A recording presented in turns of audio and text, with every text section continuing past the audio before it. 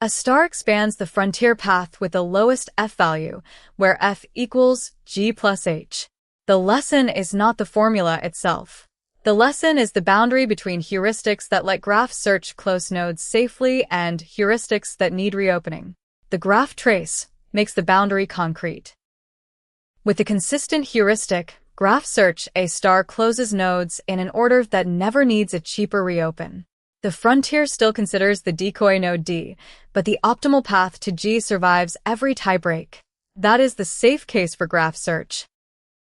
Now drop the heuristic on A and C. It is still admissible, but it is no longer consistent. That is enough to let the cheaper path to C appear after C has already been closed.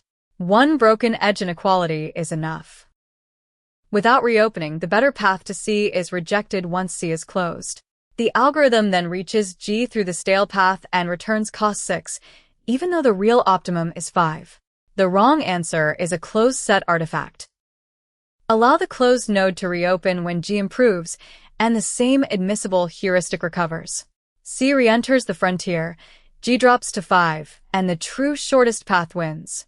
Reopening lets the better path replace the stale one. For this graph, the boundary is clear. In tree search, admissibility is enough on this example. For graph search without reopening, consistency is a sufficient safe condition. Admissibility alone does not guarantee optimality.